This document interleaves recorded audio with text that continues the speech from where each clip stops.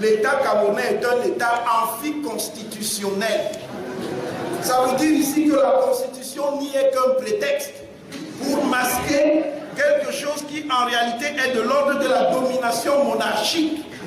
Il s'agit en réalité d'une monarchie. C'est un système monarchique et étudié même à partir de des normes. C'est qu'on n'a pas le temps de le faire. Vous allez constater qu'il s'agit d'un système monarchique de pouvoir. Et je finis en disant que la manière dont le système camerounais fonctionne montre qu'il y a bien une loi de la gravité du présidentialisme. Le présidentialisme a beau se déguiser, il a beau se démocratiser, il est toujours le présidentialisme parce que le système fonctionne en rapport avec une configuration sociale, historique et politique particulière qui a été mise en place en 1959 et dont on n'est pas toujours sorti et qui nous situe dans le gouvernement perpétuel.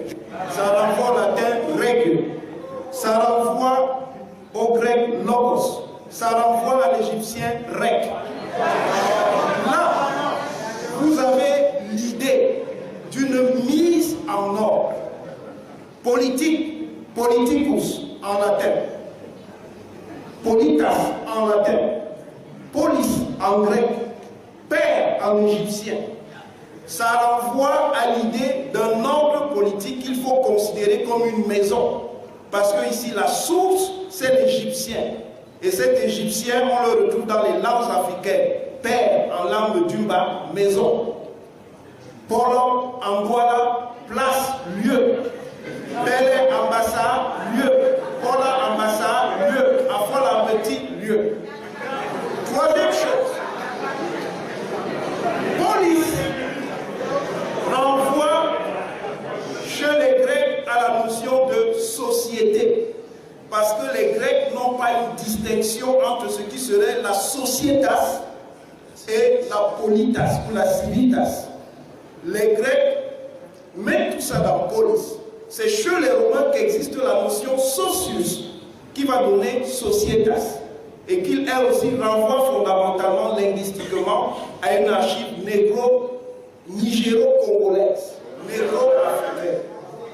Donc, ce que je voulais vous montrer d'entrée de jeu, c'est que régime politique renvoie nécessairement à société. On ne peut pas parler du droit sans parler de sa dimension politique, quel que soit le type de droit. On ne peut pas parler de la politique sans parler de sa dimension juridique. Ce n'est pas possible. Deuxième chose, considération anthropologique et historique. S'il y a un droit d'aînesse entre le droit et la science politique, c'est la science politique.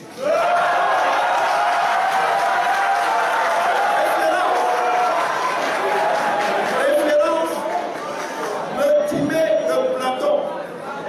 Dans le Timée de Platon, Platon nous présente un dialogue entre le grand prêtre de Saou, Saïs, comme disaient les Grecs, que les Grecs appelaient Sonkis et qui s'appelait en égyptien Séank. Séank discute avec celui qui sera le fondateur de la démocratie grecque qui s'appelle Solon. Et il explique à Solon quelles sont les sources de l'histoire de la Grèce archaïque, ce qui est déjà de la sociologie, de l'histoire et de l'anthropologie.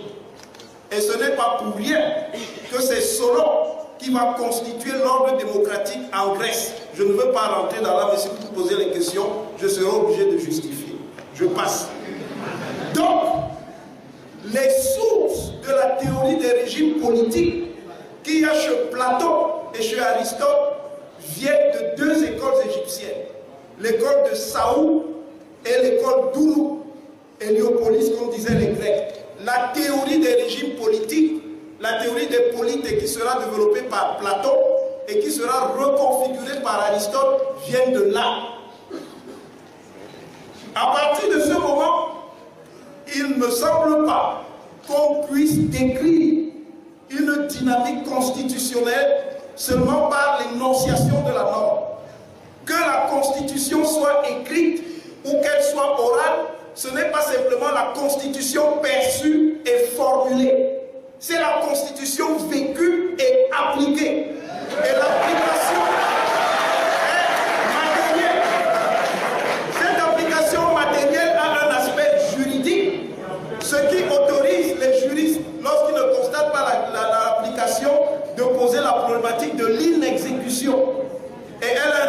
précédemment sociologique et politique. Autre considération en rapport avec cela, parce que ce sont des éléments essentiels du débat. Trompez-vous et ne cessons de tromper le peuple. Qu'on ne pense pas que jamais, quand vous-même vous le regardez, il ressemble à un futur président en 2025. Mais parce qu'il n'en a pas les moyens. Il n'en a ni les moyens démographiques, ni les moyens matériels, ni les moyens populaires. Ce n'est pas sur un plateau de télévision. Il n'y a pas de prise de pouvoir. Moi, je vous ai dit, n'est-ce pas? Le pouvoir, ça se construit. En 2016... Le parti, ça se construit. Je peux continuer? Je vous le guette. N'appliquez pas votre cas personnel à l'ensemble des présidents de partis politiques. Il ne faut pas dire ça. Parce que les enfants nous regardent aussi. Les uns et les autres à juger, mais je ne suis pas là pour me faire apprécier. Vous influencez les gens. Par votre statut, s'il vous plaît, monsieur Jamet, vous dites bien que rien n'est impossible. Donc, qu'on le veuille ou non, dans ce pays, il y aura alternance. Bien sûr. Que vous le vouliez ou non. J'aime ce discours-là. Mais ce ne sera pas avec Jamet, nous soyons sérieux. Monsieur, attendez, monsieur. Pourquoi vous dites que ça ne sera pas avec Jamet? Nous connaissons. Je prétends rien du tout. Sur le chemin, simplement. Non, mais attendez, vous avez la parole. Vous avez la parole. C'est Instant Jamet, vous laissez le laisser aller. Je vous en prie. Allez-y. Je crois que chacun est invité ici pour lui-même. Oui, allez-y. Chacun est invité ici pour parler pour lui-même et pour les téléspectateurs. Exact. Mais chaque fois que je veux parler, si je dis ce qui n'est pas exact, ce qui n'est pas accepté par ceux qui sont sur le plateau, qu'ils attendent leur temps de parole pour m'apporter contradiction. Je vous dis, envie de dire que rien n'est impossible et l'alternance aura, qu'on le veuille ou non, fatalement pour ceux qui croient que ça n'aura pas lieu. Et pour notre grand bonheur, ça va arriver. Mais qu'on ne pense pas que certains amuseurs publics qui parcourent les plateaux de télévision en faisant croire aux uns et aux autres qui sont des hommes-providence, ils n'en ont ni la carrure, ni les capacités pour assurer une alternance à travers le chemin pour lequel nous débattons, c'est-à-dire les urnes. Je vous dis, c'est très compliqué. Un opposant qui n'est pas concentré sur soit sur les règles du jeu, c'est-à-dire le déverrouillage. Deux, qui n'est pas concentré sur le RDPC, qui est le principal adversaire, qui est le principal ennemi qu'il faut enlever là, qui a depuis plus de 40 ans, c'est qu'il perd son temps, c'est qu'il s'ennuie. Et vous allez voir, vous avez posé la question sur l'issue. La première, c'est la route alimentaire. On vous laisse vous créer un parti, on vous donne 2-3 faveurs administratives, soit un grade, vous montez un grade, soit si vous êtes professeur, un truc de ce genre. Je vous lance parce que créer un parti pour vous, c'est la voie alimentaire? Non, c'est le premier moyen. C'est le premier moyen. Mettre sur un parti, c'est non, laissez-moi finir. Je ne peux pas vous laisser dire ça, monsieur. Quand on crée un parti politique, on a vu la défaillance sur la scène politique, on a envie la porter. Laissez-moi finir. Vous me disiez, ceux qui créent un parti politique, on ne peut pas laisser dire ça. On ne peut pas créer un parti politique uniquement. Non, arrêtez de dire les choses. Vous démobilisez les gens. Il a la parole. Je dis, nous avons déjà 300 partis. Créer un parti, c'est pas mauvais. Combien sont actifs? Laissez-moi finir. J'ai dit qu'il y a 2 issues. Lorsque vous sortez d'un grand parti d'opposition, vous vous retrouvez à la rue. Quand vous êtes à la rue, vous avez 2 issues. Vous créez un parti d'abord. À ce parti-là, vous pouvez donner une valeur alimentaire. C'est ce que je dis. Vous pouvez donner à votre parti une valeur alimentaire. Vous pouvez donner à votre parti une valeur de mobilisation. On a vu ça au SDF. Quand les communes sont sorties, l'AFP est sorti, ils sont tous sur le terrain. Ils ont pris des communes. Mais vous allez voir des leaders qui sortent, qui se concentrent sur l'opposition dans laquelle ils étaient avant. Vous pensez que c'est quelle issue ça? Il y a des gens qui sont sortis du MSC, qui ont créé des partis, qui sont déjà légaux. Donc je dis que c'est voilà les deux aussi qu'il faudra observer. Je termine en disant que si un opposant est dans l'espace public et qu'il ne s'occupe pas des règles du jeu, qu'il ne s'occupe pas à comment enlever le RDPC, soit en travaillant pour un consensus, en travaillant pour des voies, je veux dire, de mobilisation générale, c'est qu'il perd son temps, c'est qu'il est en train de nous ennuyer. C'est la moralité. Je fais une proposition de loi pour qu'on sanctionne des traîtres. Parce que M. Kanto est un traître. Pourquoi je dis ça? M. Kanto ne peut pas expliquer du fait qu'il a débauché, moyennant argent ou pas, certains élus, vous allez prendre la parole derrière lui. Pour se prévaloir, moi aussi j'ai les élus chez moi, dans ce cas-là. À part des élus qui viennent de certains partis que je ne veux pas citer ici pour ne pas les mettre en difficulté. Donc c'est-à-dire que, si nous mettons, c'est pas rigoler, mais ça repose la question de fond. Non, c'est très important. Oui, c'est très important. Nous sommes dans une année importante. Il ne faut pas que des gens malhonnêtes, je crois encore l'éthique en politique, plus qu'une question de droit, c'est une question de morale politique. Allez, et il faut faire une loi. Moi, j'interpelle. Une loi sur cette question. Sur la morale. Sur la moralité. De faire une proposition de loi pour qu'on sanctionne des traîtres. Parce que M. Kanto est un traître. Pourquoi je dis ça? Parce que vous n'avez pas dit ça. Vous n'avez pas dit ça. Non. Il a lâché un parti politique. Non, initiative. S'il vous plaît. Je continue. Vous pouvez parler de malhonnêteté intellectuelle, mais pas les traîtres. Je vous en prie. Je suis en train de dire que... Je vous en prie. Les gens... Je vous en prie. Oui, je comprends. Ça a compris. Il a traité. Je termine. On vous a compris. Je tiens à vous le dire, M. Ndiamé. Vous avez été membre du directoire national du MRC. Et aujourd'hui, je suis membre du directoire national du MRC. Les yeux dans les yeux, à la face de la nation, les conseillers municipaux, les députés qui nous ont rejoints. Je ne sais pas pourquoi vous parlez d'argent. Peut-être pour vous, l'argent, c'est une préoccupation essentielle. Pas du tout. Mais eux, ils nous ont rejoints par conviction. On n'a donné ni des millions, ni de ceci. C'est vous qui le dites, s'il vous plaît. De par notre comportement, notre dévouement, depuis 2020, depuis que vous avez abandonné le MRC alors que... Je n'ai pas abandonné, j'ai quitté le MRC. Je n'ai pas abandonné. S'il vous plaît, lui aussi, il a quitté le gouvernement en 2011. La nation, le peuple a admiré les jeunes cadres qui sont montés au directoire national, des Camerounais déterminés. Partout où nous passons, notre ascétisme, notre intégrité, c'est ça qui est en train d'attirer les élus. S'il vous plaît. Votre immoralité. Non, d'aller récupérer les députés d'autres partis. C'est l'immoralité. Donnez votre point de vue. Vous allez donner votre point de vue. Notre détermination à renverser ce régime. Et surtout, les Camerounais ont admiré comment le MRC est resté inébranlable, indestructible, malgré les injures, les attaques et les tentatives. Il alimente injure à longueur de journée les autres partis. Tant et si bien qu'aujourd'hui, j'ai oublié ça. Aujourd'hui, nous ne savons plus comment accueillir les élus qui veulent nous rejoindre. Ils sont nombreux. Ils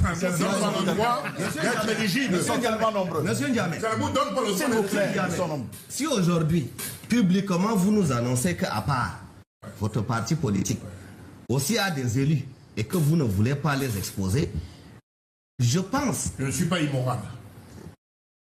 Je ne sais pas, entre les recevoir et les exposer là où se trouve la frontière de la morale et de l'immoralité. Mais sachez quand même une chose. Vous nous en voulez pour rien.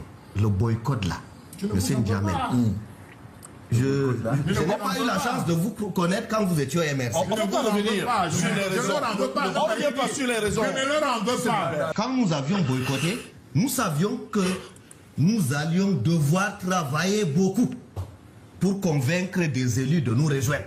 Mais si nous l'avions dit à l'époque, on nous aurait... Monsieur Célestin Ndiamé, est-ce qu'on peut dire aujourd'hui que vous n'avez jamais pardonné à Maurice Kamto justement de vous avoir volé le rêve de devenir maire et d'avoir pour une fois, éventuellement de votre vie au Cameroun, un travail? Parce que vous nous repréciserez ce que vous faites. Samuel Motte vous a dit, qu'est-ce que vous êtes allé faire au MRC? Il est évident que vous alliez au MRC pour utiliser la notoriété du parti. Je reviens à vous. Pour utiliser la notoriété du parti et pour vous faire une place au soleil. Et quelques militants du parti essayent de révéler vos volontés pouvoiristes. Voilà, si je lis ma fiche, je verrai évidemment que vous comptiez sur le travail de maire pour essayer de corriger vos joues. Le maire, pour essayer de corriger vos jours qui sont assommés par la pauvreté. Vous ne travaillez pas, monsieur Ndiamé. Et depuis que vous êtes de retour au Cameroun, le seul travail peut-être que vous savez faire, et ça, les enquêtes nous l'ont révélé, monsieur Ndiamé, depuis votre retour au Cameroun, vous n'avez jamais su jouer que le rôle de nounou, pendant que votre petite copine va travailler pour essayer... Non, je suis allé pour remplir le frigo qui est en panne. Alors dites-nous, pourquoi est-ce que vous ne démissionnez pas du MRC, tant il est vrai aujourd'hui que vous êtes totalement et idéologiquement opposé au parti? Maintenant que vous avez perdu finalement le rêve de devenir maire, et d'avoir peut-être un emploi sur le Cameroun, et maintenant que vous êtes totalement idéologiquement opposé au MRC, pourquoi est-ce que vous ne démissionnez pas? Non mais attendez, d'abord vos questions me semblent vraiment ras des pâquerettes, c'est-à-dire vraiment en dessous du dessous. Oui, vous aimez bien les grands mots. Non, mais c'est vrai, parce vous aimez bien les que vous grands ne mots. lisez même pas, vous n'êtes même pas au courant que j'ai démissionné du SDF. C'est extrêmement Je suis bien au courant. Et deuxièmement, vous ramassez des ragots qui traînent un peu partout sur Internet, dès que je suis frappé par la pauvreté. Je n'ai pas d'abord, je suis un homme pauvre, moi. Vous savez d'où viennent les revenus? D'où? Est-ce que vous pensez que les seules sources de revenus, c'est le salariat? D'où viennent vos revenus? Les plus pauvres de la Terre sont des salariés. D'où viennent vos revenus? Les plus grands riches dans ce monde ne sont pas des salariés, vous savez très bien. Je suis à mon compte depuis très longtemps. Monsieur le Diamant, je voudrais... Vous devriez venir vers moi pour me le demander. Alors vous allez ragoter sur Internet, vous ramassez n'importe quoi. Je vous connais, et ça circule un peu partout. Vous racontez des inepties. Et alors, est-ce que je suis venu manger chez quelqu'un un jour? Je mets le carburant dans ma voiture tous les jours. Je ne prends l'argent chez personne. Vous avez une voiture? Le départ de M. N'Djamène, je le compare au comportement de Momo Jean de Dieu, que nous avons tous vilipendé sur les réseaux sociaux. C'est des motivations alimentaires. Et je vais vous expliquer pourquoi. Quand on adhère à un parti politique, on adhère par conviction. Ça veut dire qu'on accepte le statut, la ligne politique, le règlement intérieur de ce parti. Tout à l'heure que M. N'Djamène est parti, parce que c'est des problèmes d'argent. En 2013,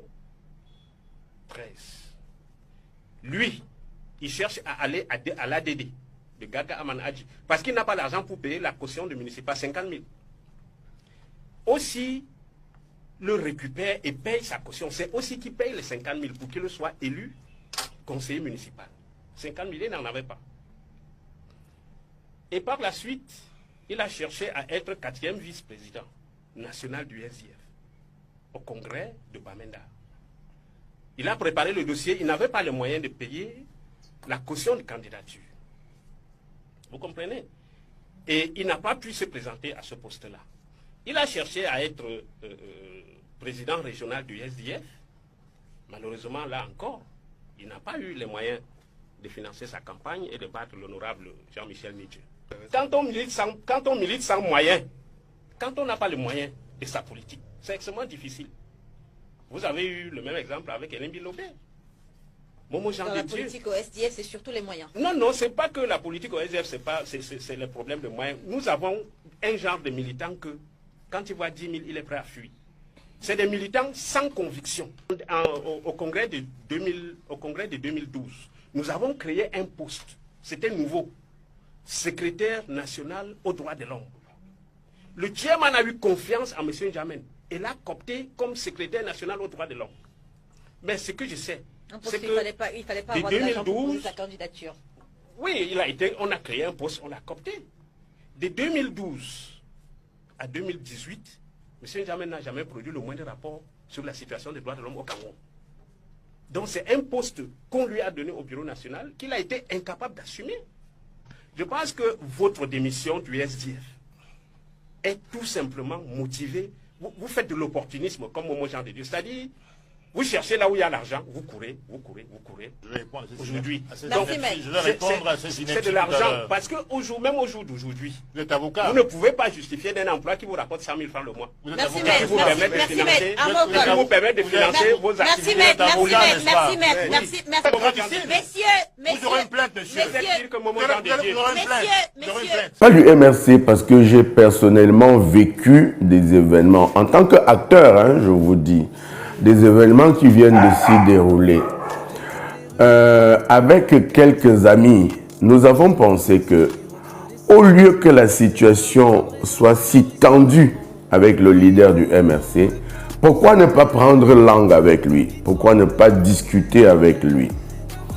Peut-on mener à la fois 4 guerres, hein, celle à l'extrême nord, celle qui commence à l'est, d'où je suis originaire, celle du nord-ouest et celle du sud-ouest, vous ajoutez la tension permanente avec Kamto. Est-ce que le moment n'est pas venu de prendre langue avec M. Kamto? Nous nous sommes donc assis dans une sorte de grand forum, incluant plusieurs compétences politiques, religieuses, même militaires. Hein? Et il a été question que nous allions rencontrer M. Kamto. Pour lui proposer cela, nous devions le rencontrer la semaine dernière. Et la semaine dernière, le RDPC s'est invité dans la chose qui a envoyé son le président national des jeunes, M. Essomba, et qui a envoyé un certain M. Nga, et qui a envoyé le directeur de cabinet du Premier ministre de la République. Et alors, il s'est agi non plus de négocier l'apaisement avec M. Kamto, mais de rentrer au gouvernement. Je vous ai donné un texte là. Tout le monde qui est venu désormais n'a plus pensé comment il faut faire pour apporter l'apaisement. Comment rencontrer M. Kamto? Comment discuter avec lui? Comment domestiquer ses idées? En accepter quelques-unes, forcément, il en a de bonnes. Ou lui dire là où elles sont excessives. Eh bien, il s'est agi d'entrer au gouvernement. J'ai cru voir que M. N'Djamène doit faire une conférence aujourd'hui pour annoncer qu'il entre au gouvernement, qu'il crée un parti politique. J'ai cru voir que ce dossier a déjà été signé par un certain M. Nga, qu'il a fait légaliser. J'ai cru voir que M. Essomba, qui est président national des jeunes du RDPC et qui est PCA de l'hôpital obstétrique, j'ai cru voir que donc tous ces gens ont du coup décidé d'en récupérer quelques-uns et de les faire entrer au gouvernement. Alors même que normalement, cette semaine, nous attendions à Yaoundé les 7 présidents